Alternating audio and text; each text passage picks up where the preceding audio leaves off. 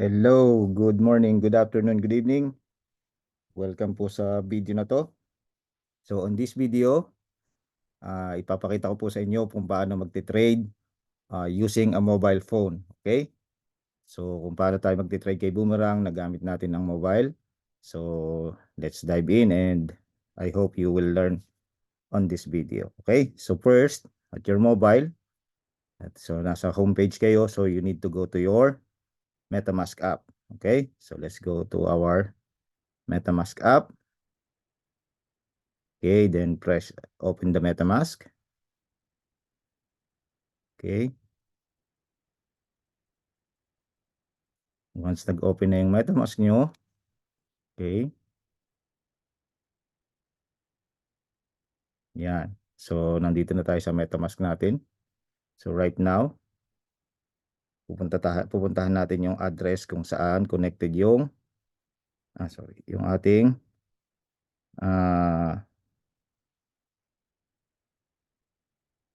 Boomerang. Okay. So, piliin nyo lang kung aling account. Kung may isa naman yung account nyo, you don't have to choose. Basta, yun lang nandito. Okay.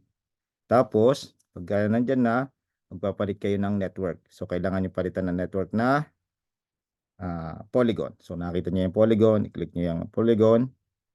And then, we will go to Polygon. So, dito makikita nyo, wala pa akong naka-import na token. Pero pansin nyo, nakita nyo na 5 new tokens found in this account. So, ibig sabihin, nakaset up yung account ko for automatic detection kapag may pumasok na asset sa loob ng aking MetaMask. Okay?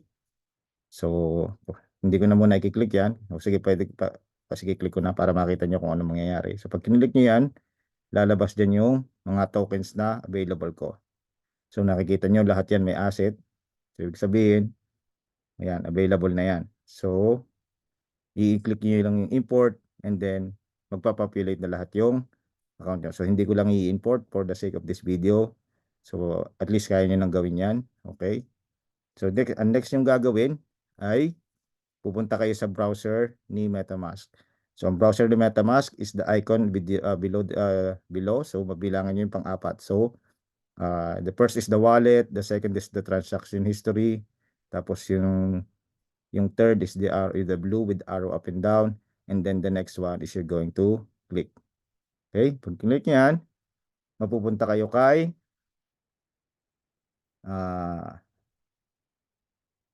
so, alisin muna natin lahat yung tab natin para para hindi kayo malito. So, kunwari wala pa. So, let's remove everything. And then, exit done. Okay? And then, close all. So, go back. So, okay? So, babalik muna tayo. So, ngayon, kinlose na natin lahat para umpisa ulit tayo sa bago. So, sa mga bagong open na MetaMask, ito ang importanteng gagawin ninyo. Okay? So, pag-click nyo dito, okay, no tab, i-click nyo yung plus sign. Ito yung plus sign. Para magkaroon kayo ng new tab. Kung hindi naman lumabas yun, at tapos lumabas na kagad nyo, pag-click nyo ng tab ng browser at lumabas yun agad to, that's okay. Tapos, ang gagawin nyo, papalitan nyo ngayon yung address na nakasulat. Pwede nyo i-search dito sa search bar. Tapos, itatype nyo yung URL. So, ang URL natin kay Boomerang ay https://beta.boomerang.trade. Okay? Pag na-type nyo na yan, or you can try to copy it from other sources, and then you can paste it directly para mas madali sa inyo. So, ganun lang kadali yan. And then, press the enter key or the blue key on your keyboard. Then, i-redirect na kayo yan sa ating dashboard. Okay?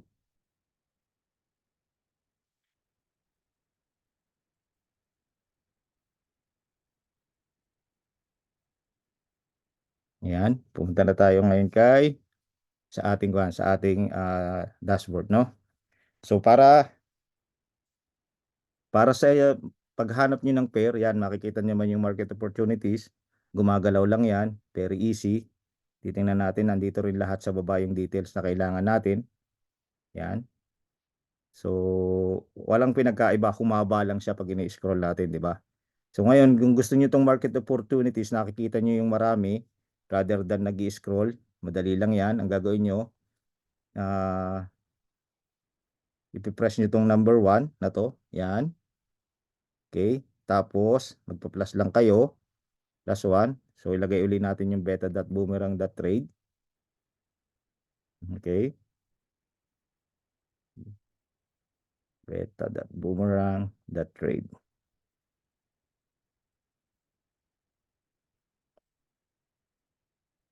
Boomerang.trade. Okay. So, pagpasok uli natin dyan. Okay. So, dalawang tab ngayon yung i-open natin para sa kanya para nakikita nyo yung market opportunities. Okay. So, pwede rin namang i-guide na lang kayo doon sa nasa taas. Tapos, pagka nandyan na kayo, click nyo itong 3 lines. Tapos, click nyo yung market opportunities. So, yan na siya. Okay. So, makikita nyo dyan, scroll nyo lang. Mas malaki yung nakikita nyo. So, mas mabilis nyo makikita yung potential profits at saka yung pair. Tapos paglilipat na kayo sa pindutin nyo lang tong 2. Tapos piliin nyo yung unang square. Balik na kayo dyan. So pwede na kayong mag-start ng trade. Tapos pag nakalimutan nyo, balik lang ulit kayo dito. Click nyo lang yun sa baba. Nakikita nyo na ulit yung opportunities nyo. Tapos pagka click ulit yung number 2. Balik kayo sa phone nyo para mabilis lang. Okay? Kasi babagal kayo kapag halimbawa, pupunta kayo dito sa tatlong guhit, kiklik nyo yung market opportunity, tapos babalik ulit kayo dito, tapos kiklik nyo naman yung DAP, so magre-refresh na naman siya. So babagal na naman yung process nyo. Samantalang kung ang gagawin natin ay yung katulad ng ginagawa, pinakita ko sa inyo kanina, na i-click nyo lang yung number 2, itong 2 sa baba, nakatabi ng home, na ganito, katulad nito, tapos punta kayo sa boomerang sa market opportunities nyo, and then search kayo, tapos balik nyo, tapos balik kayo sa tawan, pipili kayo ng trade. Okay? So ganito lang naman ang pagtitrade dito. Let's say alam nyo na yung pair na nakakita na kayo ng pair. Okay? So let's say sige, tingnan natin para maging realistic naman sa inyo. Ayan. Pipili tayo ng trade. So USDT and Rapmatic. Okay? So babalik tayo kay boomerang natin. So ganito. Okay, pipiliin natin si USDT. Tapos lalagyan natin yung amount. Let's say 500. Okay. Tapos aakyat tayo dito sa baba. Pupunta tayo dito sa baba para makita nyo yung partner. So click natin yan. Tapos hanapin natin si Rapmatic. So Rapmatic. Yan. So ngayon maghahanap na rin siya kung potential profit pa rin siya. Ganon din katulad ng ginawa kong unang video. Kung nakita niyo yung unang video. So ganon din. So ngayon binigyan ako ng 1.7. So pwede na natin i-confirm yan. Nakita nyo na yung details dito sa bandang baba. Alam nyo na profitable tayo. So click nyo lang yung confirm. And then magbabasa si MetaMask. Again, sabi nga natin, i-click lang natin yung confirm. Pwede natin i-edit yung natin. Tapos edit suggested fee. Gawin nating aggressive. And then save. And then nakita nyo yan. Bumaba na yung natin. At tapos i-click natin yung confirm. Pag pumasok yung transaction natin, that means again, kumita na ulit ako habang itinuturo ko sa inyo. Yun, successful tayo. So it is very important na naging successful yung transaction natin. So nakakatuwa naman na I am earning while I'm doing this video para sa inyo. So ganun lang kasimple ang pag-create ng trade dito sa mobile phone. So, again, ulitin ko lang uli. Click select pair. Let's say USDT nga, and then you put the amount or number of tokens, and then be very aware at the bottom of that number of token yung amount in dollars, and then hanapin nyo lang yung pair nyo.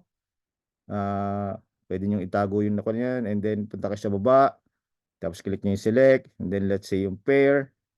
Tapos pag nakita nyo potential, tapos acceptable na sa inyo yung profit, let's say dito nga, so negative, so hindi acceptable, and then pwede natin search uli, hanap ulit tayo ng pair. Mabilis lang, going to market opportunities, ito lang yung pupuntahan natin. Okay? Tapos to check kung ano yung nangyari doon sa transaction natin kanina, syempre may transaction history din tayo. So yan, nandiyan yung ating transaction history. So yun yung trade ko na USDT, kumita ko ng $5.88. So not bad for a trade. So yun. So I think that's it for this video. And yeah, happy trading. See you on the next video and uh, enjoy trading. Okay? Happy trading with Boomerang. See you soon. Bye-bye.